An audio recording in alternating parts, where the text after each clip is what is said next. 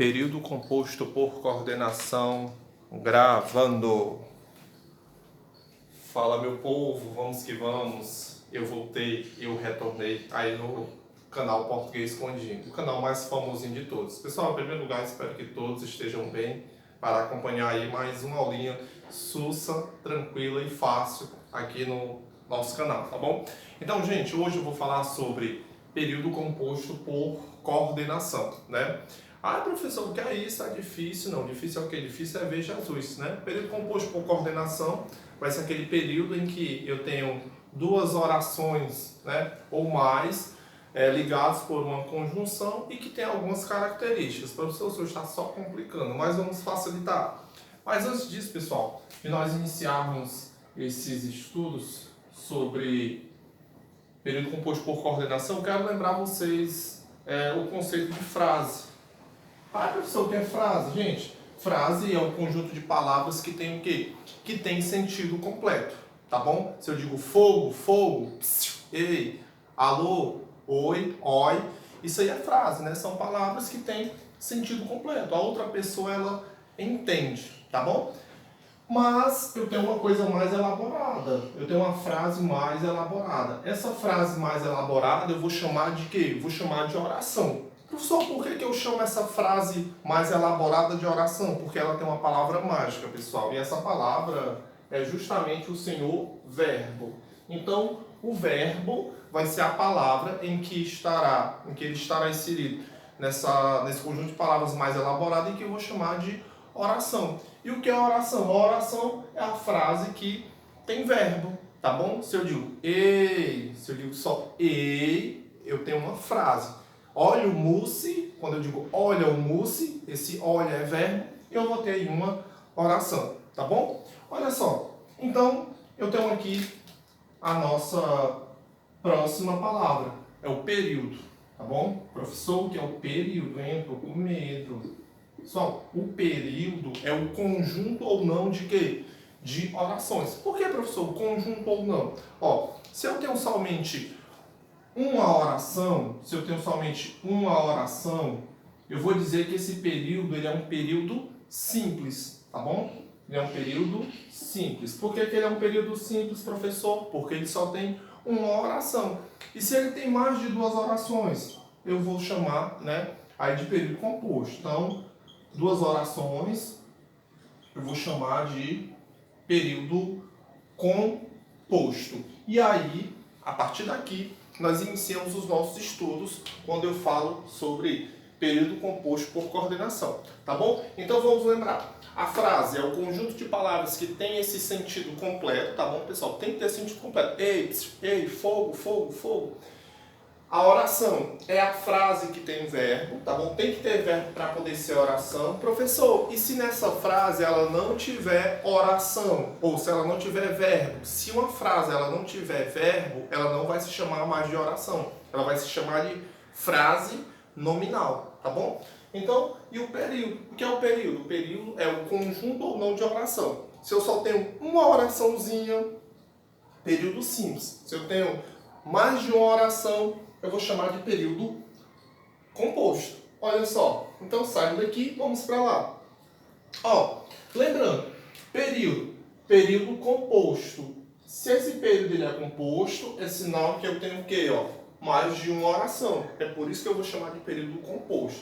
E por que por coordenação, professor? Por que esse período ele é composto por coordenação?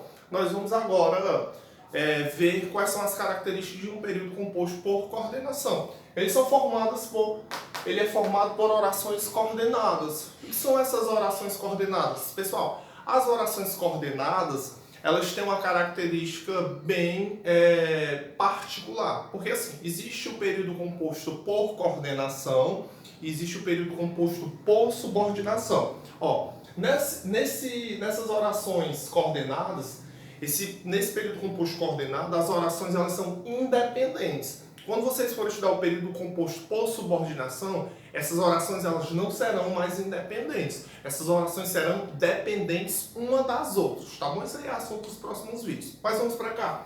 Então, O período composto por coordenação, formado por orações coordenadas, né? Ah, professor, é de comer? Não. Ó, essas orações, elas são orações independentes. Já já nós vamos ver o motivo pelo qual elas são independentes, tanto sintaticamente quanto semanticamente, tá bom? E elas podem ser sindéticas ou assindéticas, tá bom? Ou podem ser também assindéticas. E o que é isso, professor? Sindética, assindética, galera, é um período composto por coordenação, ou as orações coordenadas, elas vão ser sindéticas quando elas têm as conjunções. Então, se eu tenho conjunção, esse período ele é um período sindético. Ele vai ter ali conjunções dentro dele. Agora, se eu não tenho conjunção dentro desse período, ele vai ser assindético. Se eu não tenho conjunção, ele vai ser assindético. Então, tem conjunção, sindético. Não tem conjunção, ele é assindético. Professor, e o que é uma conjunção? Gostei da pergunta, gostei da pergunta, gostei da pergunta, gostei da pergunta. Então, olha só. As conjunções são palavras que ligam uma oração a outra oração. Ou seja, as conjunções elas ligam estruturas maiores. Eu sempre falo isso em sala de aula, né? Elas ligam estruturas maiores. São diferentes das preposições. As preposições ligam estruturas menores, as conjunções... As preposições ligam estruturas menores e as conjunções ligam estruturas maiores. É o que acontece aqui. Então, as conjunções, essas conjunções, elas são conectivos. Conectivos. Ah, professor, e o que os conectivos fazem? Gente, os conectivos eles ligam, tá bom? Então, essas conjunções coordenadas, elas podem ser aditivas, quando elas vão ter aí o sentido de soma, de adição, tá bom? De junção. Essas conjunções coordenadas, além de aditivas, elas podem ser adversativas, que dá justamente aquela oposição, né? Mas, porém, no entanto, entretanto, todavia, tá bom? Elas podem ser conclusivas. Você fez lá a sua redação, vai finalizar através do último parágrafo, você quer fazer uma conclusão. Você vai usar, sim, uma conjunção conclusiva, tá bom? Você quer alternar ideias, né? Ou você pedala ou você nada. Então, nós temos aí essa alternância através dessas conjunções alternativas. E as explicativas, né? As conjunções explicativas também. Então, as conjunções são conectivos, né? Nas coordenadas, elas podem ser aditivas, adversativas, conclusivas, alternativas ou explicativas, tá bom? Aí eu vou ler aqui uma pergunta de um telespectador. A pergunta diz assim: professor, para que servem as conjunções coordenadas? Ou as conjunções de modo geral? Gostei da pergunta desse internauta, né? Ele está lá, olha aí, diz que é amigo do Micróbios, está em Bagdá, tá bom? Então essa pergunta que veio de Bagdá, esse aluno pergunta qual a importância das conjunções. Pessoal, as conjunções, elas são importantes justamente para a coesão e a coerência, né? Ah, professor, o que é coesão e o que é coerência? Gente, é justamente a unidade de sentido. Se as conjunções elas conectam estruturas maiores, pensem cá conosco, né? Se elas conectam, elas são responsáveis por unir. E se elas estão unindo, elas estão criando estruturas maiores, né? Suponhamos que cada mão minha é uma conjunção. E aqui são as orações: a oração azul, oração preta, oração vermelha. Olha só, o que as conjunções estão fazendo? Estão unindo estruturas, né? Unindo estruturas para deixar aí uma estrutura bem maior. Então elas são importantes para a coesão e para a coerência, tá bom? As conjunções elas são importantes também, não só para a gramática, mas são importantes lá para a tua redação. Ah, vou concluir meu texto, uso uma conjunção conclusiva, né? Quero dar uma oposição na minha ideia, uso adversativos. Ah, eu quero adicionar o que eu já falei. Ah, a outra ideia, aditiva. Ah, eu quero alternar o meu pensamento dentro do meu texto. Beleza, eu quero explicar o que eu falei. Justamente. Por quê? Né?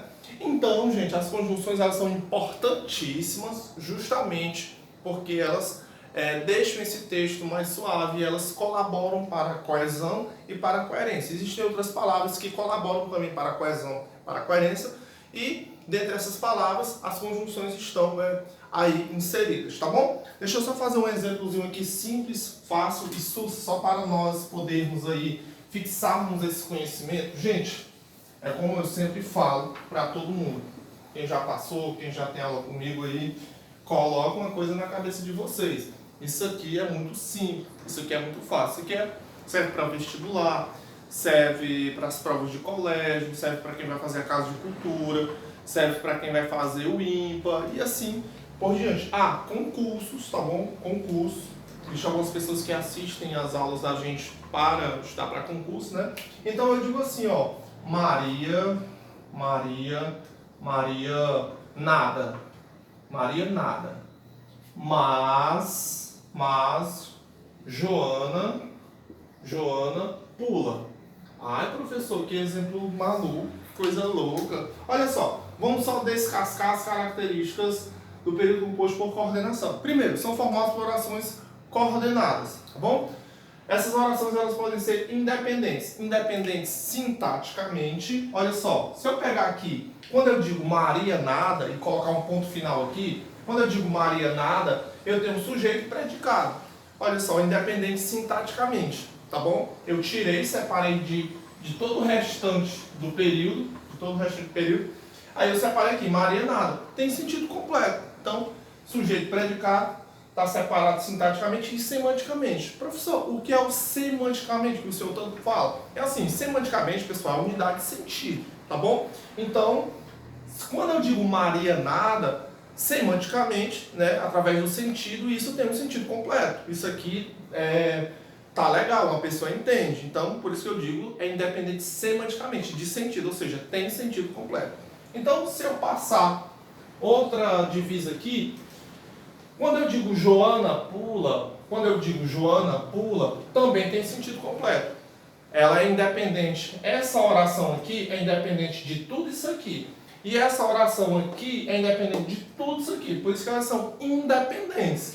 Elas são independentes justamente porque são independentes sintaticamente e semanticamente uma das outras. Ela aqui não depende da gata lá para existir. Ela aqui está um pouco, minha filha, viva a sua vida que eu vivo a minha. Aqui eu sou independente de sentido. Assim as orações conversam entre si, tá bom? Então essa primeira oração, ela é independente da segunda oração. Professor, eu estou esquecido o que caracteriza uma oração. Muito bem, pergunta muito boa. É justamente o verbo, a presença do verbo. Olha só, se tem verbo, tem oração, hein? Ó, se tem verbo, lembra aí, ó, tem oração, tá bom? Olha só. Ah, professor, estou vendo aí que houve uma separação. A primeira oração é independente da segunda oração e a segunda oração é independente da primeira oração, professor. Eu percebi isso aí. Mas, professor, eu vi aí, professor, que tem uma coisa que está unindo a primeira oração à segunda oração. Você acertou, você teve uma visão de águia, né? Que coisa boa, já botou uma coisa na sua cabeça. Então, você viu que a conjunção ela está sendo responsável por unir a primeira oração à segunda oração. Então, ela é uma estradinha, ela é uma pontezinha, ela é um elo, tá bom? Que liga a primeira oração à segunda oração. Professor, eu vi que tem conjunção. Quer dizer que se tem conjunção, ela é uma coordenada sindética? Você acertou. O motivo pela qual se chama sindética é porque tem conjunção. Agora, se não tivesse essa conjunção aqui, né? Vamos apagar aqui, né?